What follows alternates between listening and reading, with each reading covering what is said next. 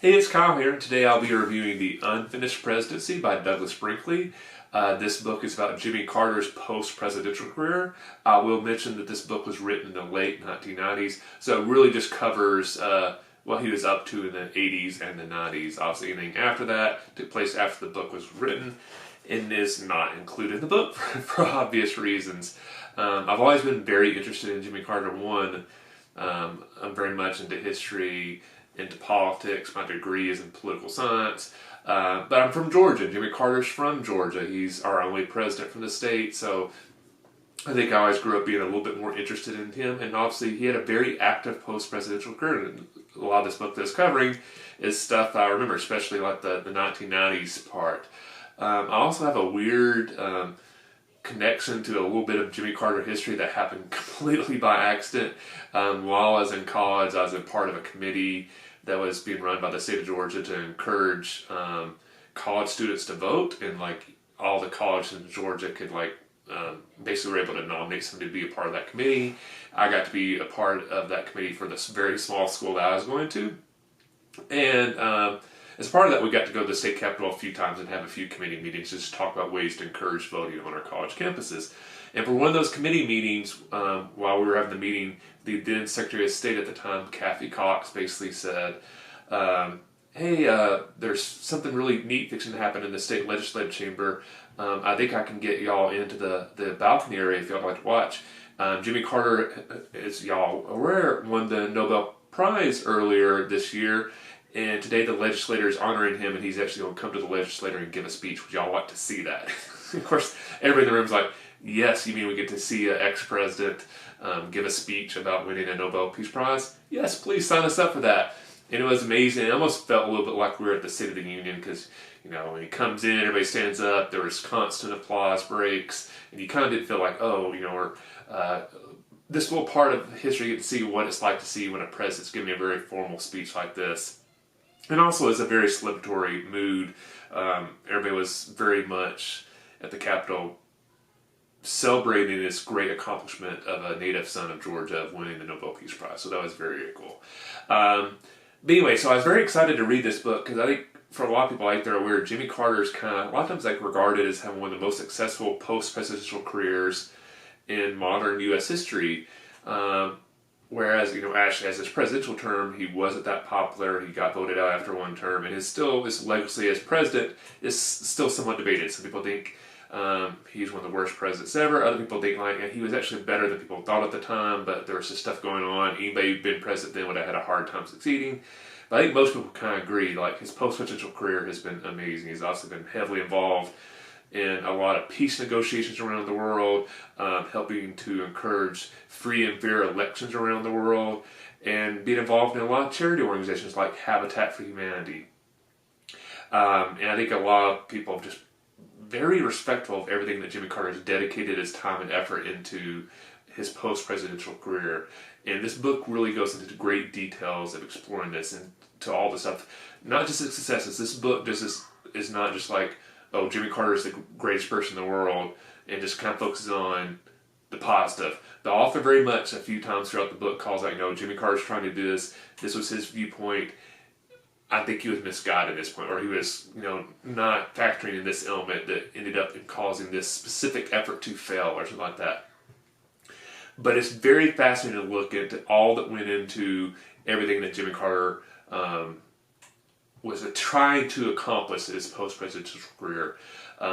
Jimmy Carter obviously gave this author a lot of access to write this book, so you're getting a lot of interviews from the president, from the former First Lady Rosalynn Carter, people in his administration, people that worked for him post-presidential, people that were impacted by his efforts, other world leaders, stuff like that. It's very fascinating to look at stuff like that. And you get a lot of interesting little anecdotes about the type of person Jimmy Carter is. So little stuff like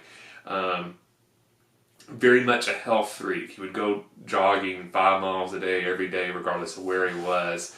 A lot of people in the U.S. are aware, especially when you're in school, there's these charts. I'm not sure if they still do this, but At least when this book was written, and I remember in school remembering these charts, they would give you this, you know, if you're a man or you're a woman, and this is your height, and this is your age, this is how much you should weigh. Jimmy Carter took that very, very seriously. So this book tells a funny story, like what his suggested weight was. If he ever weighed a pound or two above that, he would instantly go on a diet to get himself back at the suggested weight. He just took his health very seriously. Obviously, I think most people are aware Jimmy Carter is a very religious individual.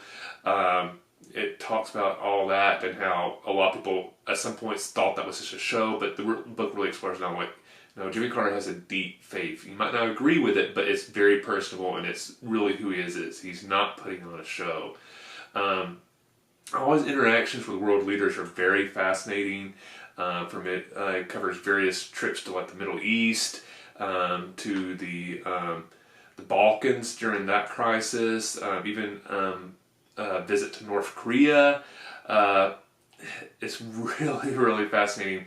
All these interactions with world leaders that typically don't interact with U.S. presidents, either in office or post-presidential, but Jimmy Carter went to see them to try to bring peace to their parts of the world or monitor elections. The amount of times this book covers that Jimmy Carter's in a situation like, oh, he could have easily been killed at this point. The Secret Service was not happy that he was there, but miraculously he was not killed because he was in the city while a riot was going on, or a war was fixing to break out, or like in North Korea's case, like they could have easily just snatched him and said, no, we're not letting you go, we're going to use you as a bargaining chip. It's very interesting. So I'd say, like, if you have been, if you're a Jimmy Carter fan, you kind of are interested in what he did in his post-presidential career, or maybe you're just kind of interested in, like, I wonder what presidents can accomplish post-presidential terms. I think this book is a very interesting, like, this is what a president can do. And they're not all going to do this, but this is what they can do. And I think Jimmy Carter definitely set a great example of what somebody can do once they're out of elected office, and showing how they can still make a positive difference in their local community, in their state, in their country, and honestly, in the entire world. So I would certainly recommend this book. Jimmy Carter is a great individual. As I'm recording this, he's in hospice care, so obviously he doesn't have too much time left. I think just a week or two ago, they announced Rosalind Carter is suffering from dementia. So obviously they're both very fascinating and, in my opinion, great individuals. They've lived long lives. They're both in their late 90s. So sadly their lives are coming to an end. I'm not sure when the news will break of obviously sad news that one of them passed away, but I just wanted everybody to be aware when I'm recording this video, they're currently still alive, but probably not for much longer, sadly, because I think the world will definitely be a lesser place without Jimmy Carter and Rosalind Carter. So anyway, so that's my review. I'm sorry to kind of end it on a somewhat sad note, but I guess on a positive note, read this book. Is very inspirational. And it definitely, after I read it, definitely inspired me, like, oh, I can make a difference too. Not at the same level that Jimmy Carter can, but I can if you really dedicate yourself to causes you care about. So certainly recommend this book. Hope you enjoyed this video. If you did, please hit that like button. If you have yet, please subscribe to the channel. I really appreciate the support. Thanks for watching. I'll see you the next time, and happy reading.